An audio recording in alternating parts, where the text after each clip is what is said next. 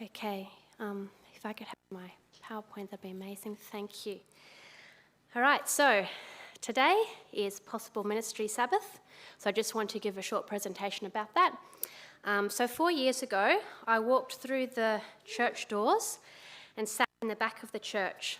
I was surprised to hear the speaker talking in Serbian. The language intrigued me, but I couldn't understand one word. Luckily, I sat behind a lovely lady who saw me walk in. She turned around and asked me if I spoke English. She then told me about the English Sabbath school class in the hall.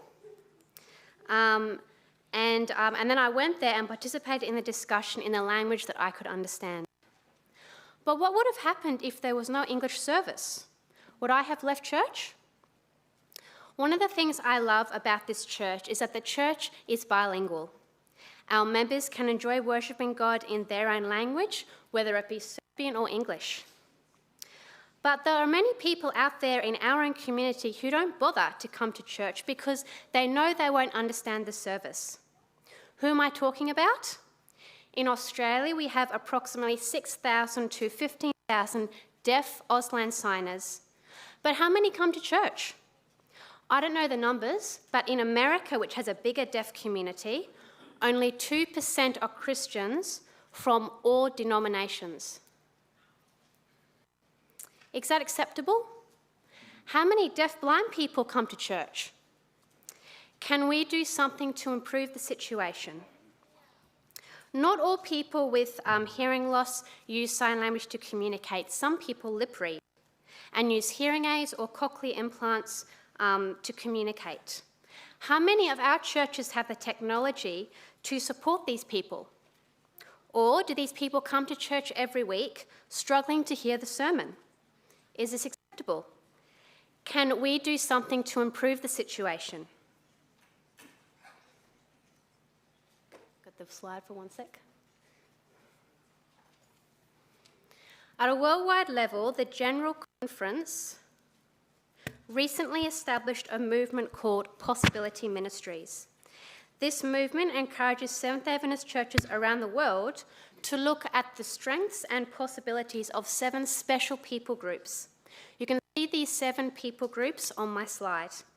Today, 20th of April, is Possibilities Ministries Sabbath, a Sabbath where churches around the world are encouraged to embrace the motto of Possibilities Ministries, which is, all people are gifted, needed and treasured.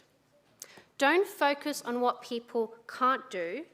Instead, focus on what people can do. How can everyone, contribute and be involved? What gifts has God given these 7 people groups to work for him? This church is very friendly, and I'm thankful for people who meet visitors with a warm smile and a friendly handshake. But can we do more? I would like to share a few ideas. Firstly, if you would like to communicate with a deaf person, come see me after church because I have a paper with some basic signs on it that I can give you. Ta-da! Or if you feel that signing is too hard, you can communicate by writing notes on your phone, on paper or your phone. Secondly, educate yourself about deaf people, hard of hearing people, deaf-blind people. For example, it's important to say the right words. The words deaf and dumb and hearing impaired are offensive to people in the deaf community. Acceptable words to use are deaf or deaf-blind or hard of hearing. Thirdly, more churches should look into adopting technology to assist hard of hearing people who need to hear the sermons clearly through their hearing aids.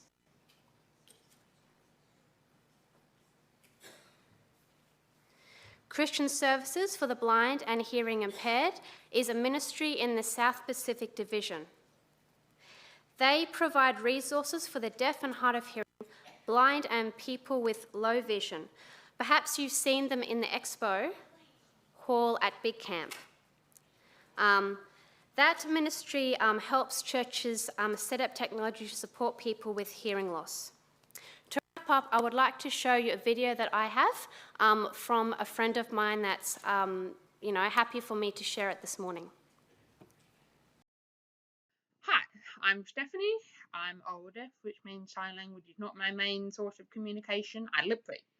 One of the major assumptions I've had over the years is that by wearing hearing aids, I can hear exactly the same as a hearing person. This is not. This is incorrect.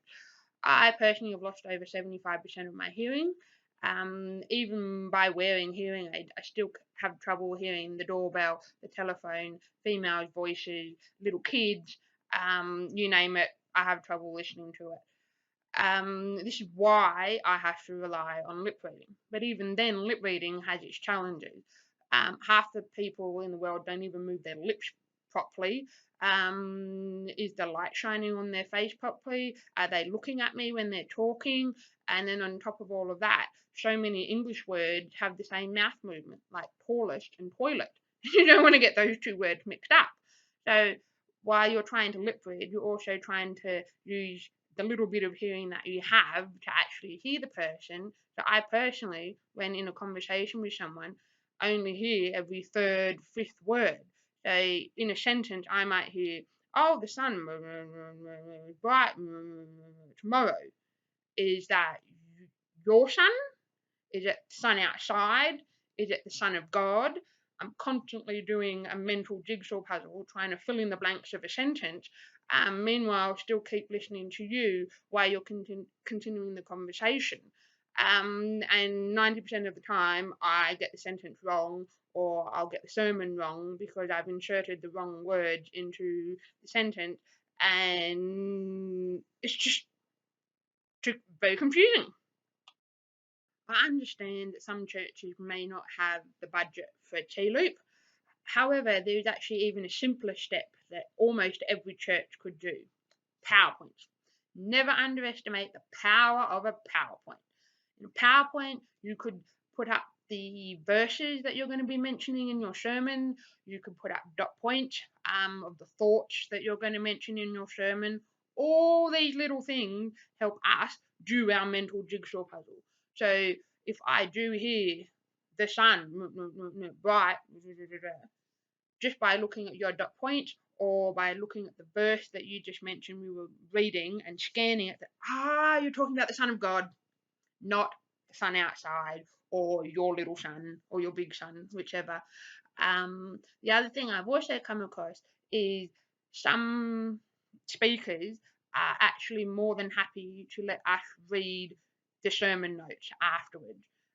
Sometimes it may be handy having them beforehand, but we take what we can get. So I encourage that if ever you have a deaf person in your congregation, whether you go up to them and offer them your sermon note or make them feel welcome to ask you for your sermon notes. Just all those little things help us immensely. Thank you. I'd just like to leave you with one last thought. You may be wondering why you don't see many deaf people or any deaf people in your church. Would you go to church if you knew that you couldn't hear the sermon or wouldn't understand what's going on? That you'd basically just be sitting on a pew for an hour or two of your day and you'd walk out no better than you'd walked in? That's what most of us go through.